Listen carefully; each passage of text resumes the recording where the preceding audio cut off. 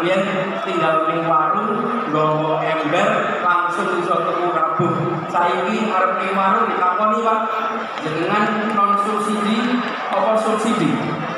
Terus dia bilang, halo, wong kaya dhewe iki kan debit mosok iso bayar sing non subsidi. Ayo mesti subsidi. Terus saya tanya, bagaimana kalau besok pun Pak dibalik persis zaman dia mau. Dan selesai ngobrol, saya tanya sebelum pamit, Pak, sebelum pamit saya ingin mengenalkan diri teman-teman kalau Anies Baswedan. Nah, selama ngobrol dia nggak tahu dari siapa. Jadi ketika saya bilang teman-teman kalau Anies Baswedan, itu dia jawab, Anies Baswedan Gubernur DKI. Iya, Gubernur DKI. Oh, bisa tekan ini. Kok bisa sampai sini? Ya, saya pulau Sawah Tirakat. Itu dia ngasih beberapa pesan-pesan. Saya perhatikan betapa masyarakat yang kita temui menyampaikan kepada kita semua bahwa di masyarakat sana ada suasana sulit, ada suasana menantang, tapi yang sebenarnya lebih mengkhawatirkan adalah serba ketidakpastian. Serba ketidakpastian. Bagaimana yang menanam tidak tahu nanti harga jualnya berapa. Bagaimana yang beternak tidak tahu ongkos produksinya nanti berapa. Bagaimana yang mengurus di pertanian tidak bisa mengetahui seperti apa ongkos-ongkos yang harus dia keluarkan. Begitu juga dengan yang lain-lain. Kami menemukan suasana di mana mereka yang harus pergi, saya datang ke sebuah desa di Wonosobo yang pekerjaan itu banyak pekerja migran. Terus mereka cerita bahwa mereka berangkat tanpa tahu ada jaminan bisa pulang atau tidak, ada jaminan bisa hidup layak atau tidak. Ketemu dengan anak-anak, ketemu dengan orang tua yang menceritakan kelihatannya masuk kampus sendiri sekarang susah karena ternyata harganya juga mahal. Mereka yang kecil seringkali menemukan kesulitan untuk usaha. Tadi di depan banyak UMKM kan? Karena kita kumpul di sini mengirimkan pesan bahwa penyediaan makanannya pun oleh mereka-mereka yang usahanya mikro dan kecil, bukan yang skalanya besar.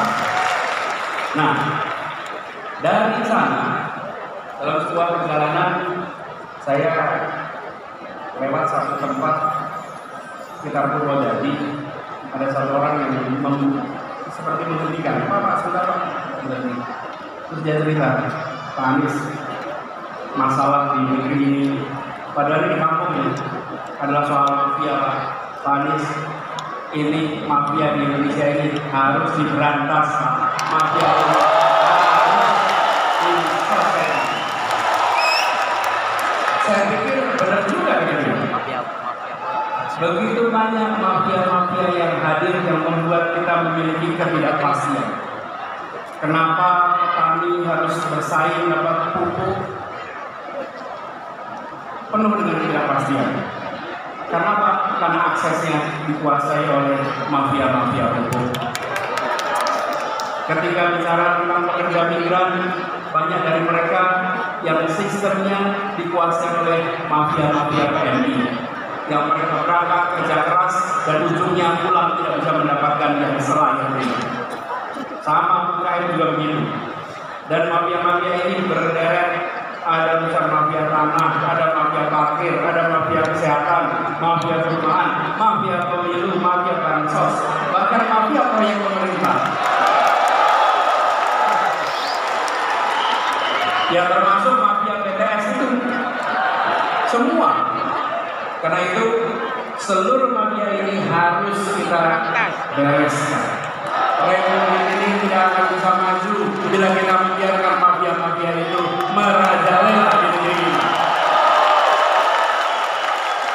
Termasuk pemerintah. Ketika kita melihat ada kasus-kasus, termasuk kemarin mafia BTS, maka saya sependapat dengan disampaikan oleh Ketua Partai Nasdem Pak Surya Paloh. Tuntaskan penyelidikannya. Semua yang terlibat harus diperiksa. Dorong transparansi. Jangan ada pihak yang biarkan melenggang, tidak dimintai pertanggungjawaban. Tunjukkan bahwa hukum memang tegak, bukan saja ke bawah tapi juga ke atas, bukan saja ke lawan tapi juga ke kawan. Hukum tegak untuk semuanya. Dan transparansi ini perlu dilakukan secara menyeluruh. Jangan sampai ada intervensi politik dalam penanganan kasus apapun. Dan kita sudah menyaksikan banyak kasus-kasus akhir-akhir ini yang menjadi perhatian adalah yang viral. Kadang-kadang saya merasa khawatir. Karena begini, kita ini harusnya berani. Saya setuju ketika ada yang dikatakan bahwa kita harus mencari pemimpin yang berani. Setuju. Dan pemimpin berani bukan sekedar berani, tapi berani karena benar, berani karena membawa kebenaran. Karena pasangan yang kata berani itu benar. Kalau tidak benar, dia tak berani. Tapi kalau dia bawa kebenaran, maka siapapun dihadapi dan ridha Allah yang menjadi pegangannya.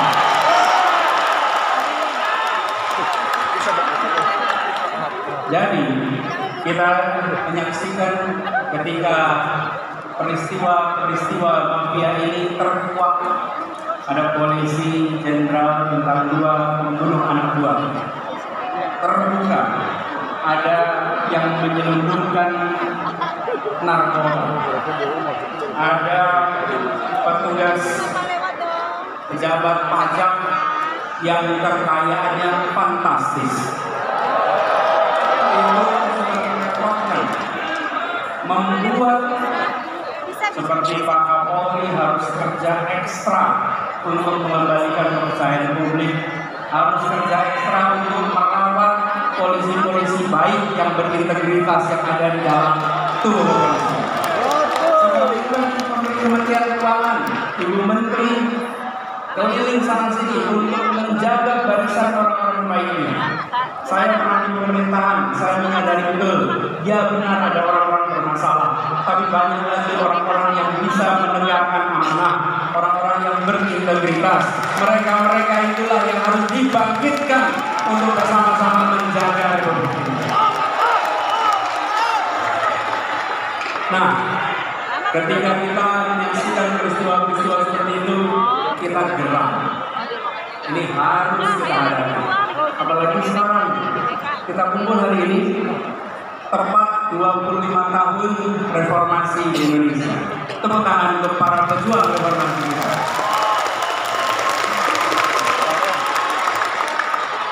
Tapi sambil kita menengok, kok bisa kita sudah 25 tahun dari reformasi, yang dulu kita bicara tentang memberantas kolusi, korupsi, nepotisme, sekarang justru muncul mafia A, mafia B, mafia C, mafia D. Ini panggilan bagi kita semua. 25 tahun yang lalu kita berkomitmen memberantas KKN, sekarang kita berkomitmen untuk memberantas mafia-mafia yang ada di Indonesia.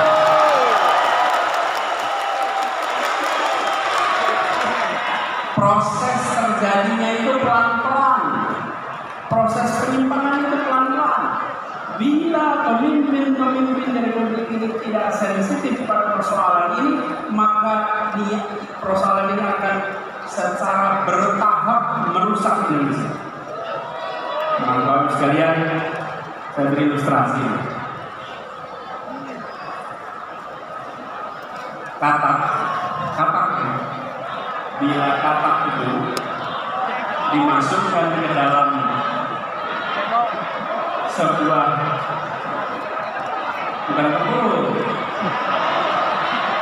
ke panci yang airnya dingin, taruh di panci air dingin, kemudian pancinya taruh di kompor, nyalakan kompornya pelan-pelan. Oke, air di situ asalnya dingin, lama-lama menjadi panas, lama-lama mendidih, dan katak itu akan mati dalam mendidihnya. Oke, itu jalannya pelan-pelan. dilemparkan ke panci yang airnya mendidih, dia langsung lompat. Tapi kalau dipanaskan pelan-pelan, dia mati mendidih. Bila kita tidak menyadari bahwa pertumbuhan mafia itu terus-menerus, maka bangsa kita akan habis karena mati. Saatnya kita menyadari bahwa ini adalah problematika yang harus kita hadapi sama-sama. Setuju? Karena itu, ketika kita berbicara tentang 25 tahun reformasi, amanat yang harus kita pegang adalah komitmen untuk melihat perubahan yang kecil-kecil ini. Nampaknya pelan-pelan, gradual. Jadi kalau ada yang punya ide untuk mengubah, kita harus hadapi dan kita harus hentikan. Pelan-pelan itu prosesnya. Reformasi dulu mengatakan bahwa masa jabatan presiden 2 tahun. Ketika ada yang punya gagasan untuk memperpanjang, maka kita katakan bahwa kita komit dengan aspirasi reformasi. Jadi, kalau ada petinggi-petinggi negeri ini yang pelan-pelan mencoba menggeserkan, jangan pernah dibiarkan, karena itu seperti menaikkan suhu air bagi sebuah cup. Jangan sampai kita tidak sadar atas penyimpangan yang dilakukan secara pelan-pelan. Dan kita harus sadari, bahkan kita punya masalah banyak. Sebagian masalah itu harus diselesaikan di daerah, sebagian diselesaikan di pusat. Kalau daerah tidak bisa menyelesaikan, maka harus dicari cara agar daerah bisa menyelesaikan. Tapi kalau daerah tidak bisa menyelesaikan, diambil ke pusat dan ujungnya tidak selesai juga, malah menyulitkan masa depan orang-orang di daerah. Kita punya kecenderungan kalau di daerah tidak jalan, ambil alih ke pusat, dilakukan sentralisasi. Ingat, republik ini luasnya luar biasa, penduduknya tersebar di 6.000 kepulauan. Berikan kepada kita semua kewenangan untuk menyelesaikan, awasi, pastikan tereksekusi. Dengan cara seperti itu, rakyat bisa merasakan pemerintah hadir di seluruh wilayah Indonesia. Jadi, ke depan kita berkomitmen bahwa pemerintahan yang hendak kita bangun adalah pemerintahan yang mengembalikan spirit yang ada di dalam pembukaan Undang-Undang Dasar 1945. Spirit yang ada di sana adalah bagaimana rakyat mendapatkan kemerdekaan yang sesungguhnya. 25 tahun yang lalu ketika kita memperjuangkan reformasi, pada saat itu kita berada di dalam suasana ketertekanan. Ekonominya tertekan, kebebasannya tertekan. Hari ini sebagian dari kita merasakan kebebasan yang tertekan. Dulu negara mengatur siapa saja, siapa boleh maju ke caleg, siapa boleh maju ke pilpres, siapa boleh maju wali kota, bupati, semua diatur. Hari ini jangan sampai ada pengaturan siapa yang boleh maju dan siapa yang tidak boleh maju. Karena itu bukan diatur oleh pemerintah, itu diatur oleh partai-partai politik atas aspirasi rakyat. Bila rakyat menginginkan si A menjadi calon, izinkan negara ini memberikan kesempatan kepada mereka untuk memperjuangkan. Bukan malah negara menghentikan, bukan malah negara melarang. Bahwa negara menjamin kemerdekaan, dan itu yang harus sekarang kita perjuangkan. Jadi kita yang berada di sini adalah kita yang punya aspirasi, dan kita menuntut agar ada kesetaraan kesempatan bagi siapapun di republik ini. Dan ini juga artinya kepastian kepada mereka yang berusaha. Bayangkan Bila kita tidak memberikan kesetaraan itu, mereka yang di dunia usaha pun mengalami kekhawatiran, mengalami serba ketidakpastian. Ketika sebuah pemerintahan bertugas, dia harus memberikan kesetaraan kepada semua pelaku usaha. Jangan sampai pelaku usaha yang dianggap teman diberi fasilitas, pelaku usaha yang bukan teman tidak diberikan fasilitas. Dan persoalan mafia ini yang tadi saya sampaikan itu sering sudah masuk ke dalam proses. Saya beri contoh. Ketika kami bertugas di Jakarta, ini salah satu ketidakpastian yang harus kita bereskan. Setiap tahun kita selalu menyebutkan soal UMP, upah minimal provinsi. Dan di DKI Jakarta, upah yang biasanya naik rata-rata 8% karena kondisi perekonomian turun. Tapi di tahun 2021 kemarin untuk upah tahun 2022 mendadak peraturan yang berubah. Peraturan yang biasanya kalau kita terapkan memberikan kenaikan UMP yang masuk akal, kemarin UMP-nya angkanya itu amat rendah. Kalau tidak salah sekitar Rp37.000 kenaikannya. Pada waktu itu saya katakan tidak mungkin di Jakarta naik upah nilainya 37.000. 37 itu bukan angka yang layak untuk pekerja di Jakarta. Karena itu kemudian saya sampaikan kepada pemerintah untuk Kementerian Tenaga Kerja. Saya sampaikan bahwa yang layak di Jakarta kenaikan itu menggunakan formula yang lama. Jangan formulanya digonta-ganti. Dan inilah yang disebut sebagai mafia tentang pengupahan yang ada di Indonesia. Tidak boleh kita biarkan. Kami memilih untuk mengambil sikap yang berbeda. Dan ketika mengambil sikap berbeda, tentu kita menyadari bagaimana landasan hukumnya. Tapi yang menarik, para pengusaha protes seperti itu. Saya undang pengusaha di Balai Kota, 50 pembayar pajak terbesar, saya undang. Ketika saya undang, saya sampaikan Bapak Ibu sekalian yang sekarang sudah menjadi 50 pembayar pajak terbesar. Bapak Ibu lihat, kita semua ini sekarang berkumpul di Balai Kota. Jaraknya hanya 1 km dari gedung Pancasila, tempat konstitusi kita disusun, tempat persiapan kemerdekaan kita disiapkan.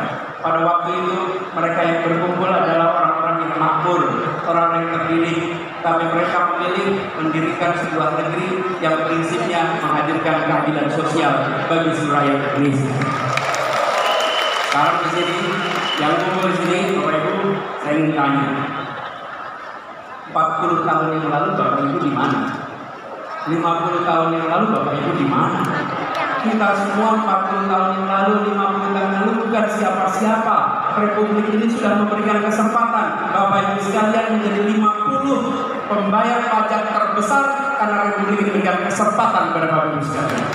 Sekarang berikan kesempatan pada para pekerja untuk mereka bisa mendapatkan kesetaraan masa depan. Ini soal kita bergiliran masing-masing memberikan kesempatan. Dan ketiga, kita mengirimkan kesetaraan ini yang menarik. Para pengusaha itu setelah ngobrol pulang dan mereka bilang, Pak Bu, kami setuju dengan prinsip yang Bapak pegang. Kita sama-sama bergerak untuk Indonesia. Bapak Ibu sekalian, ketika kita bicara tentang nilai-nilai, maka semua akan terpanggil. Itulah sebabnya hari ini kita berjuang karena kita membawa nilai-nilai dan kita ingin memanggil semuanya untuk berjuang bersama kita. Nilainya nilai keadilan, nilainya nilai kesetaraan. Dan itulah yang kemudian membuat kita semua yakin bila ini kita kerjakan, insya Allah Indonesia akan lebih baik. Indonesia akan lebih makmur. Karena itu buat para relawan semua yang sudah berkumpul di sini, siap kita bergerak bersama ke depan, siap untuk mengajak semuanya, siap untuk menjangkau semua.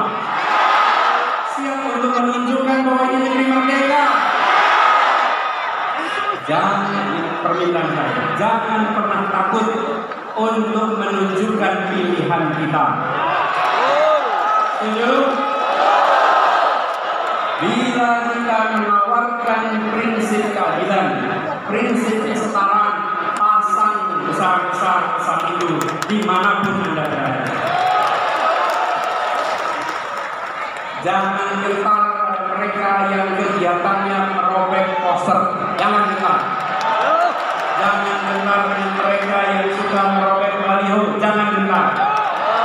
Bila ada baliho dirobek, bila ada poster dirobek, jangan cuma difoto. Berikan laporan ke kepolisian. Nanti kita tunjukkan siapa yang menghargai pendapat dan aspirasi dari kepolisian. Dan kita tidak perlu memberikan spanduk-spanduk penolakan. Kita sambut kedatangan siapa saja sambil mengatakan kami siap untuk disandingkan, kami siap untuk dibandingkan. Dan kami yakin bahwa gagasan kita, karya kita, rekam jejak kita, program kita, bila disandingkan, maka kita akan bisa mengajak supaya Indonesia untuk Indonesia yang lebih baik. Jadi teman-teman semua, para relawan yang saya cintai, ini bukan sekedar sebuah perjuangan elektoral. Ini juga bukan sekedar pertontonan. Ini bukan panggung hiburan di mana datang ke depan panggung untuk menghibur, bukan. Ini adalah panggung untuk menentukan arah perjalanan bangsa ke depan. Karena itu kerjakan dengan keseriusan, kerjakan dengan sepenuh hati, dan ini adalah perjuangan yang membawa nilai, membawa prinsip. Karena itu jadilah relawan teladan. Siap? Jadi apa? Relawan apa? Relawan apa? Relawan apa? Jadilah relawan teladan. Menghormati kedatangan lawan sambil mengatakan kami membawa gagasan, kami membawa rekam jejak, siap disandingkan, siap ditandingkan, dan kami yakin bila kemenangan akan diantarkan kepada kita.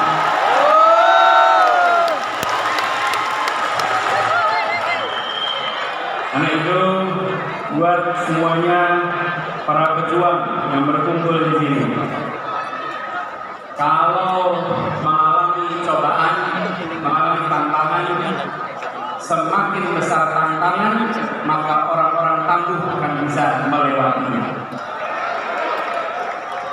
Kalau kita ketemu dengan tantangan, maka kita tidak menghindar. Kalau kita ketemu tantangan, kita tidak sembunyi, tapi kita hadapi. Kita apa? Kita hadapi. Karena itu saya boleh bertanya kepada semuanya. Kalau saya beri pertanyaan, pejuang bukan, maka jawab hadapi. Siap? Pejuang bukan? Pejuang bukan?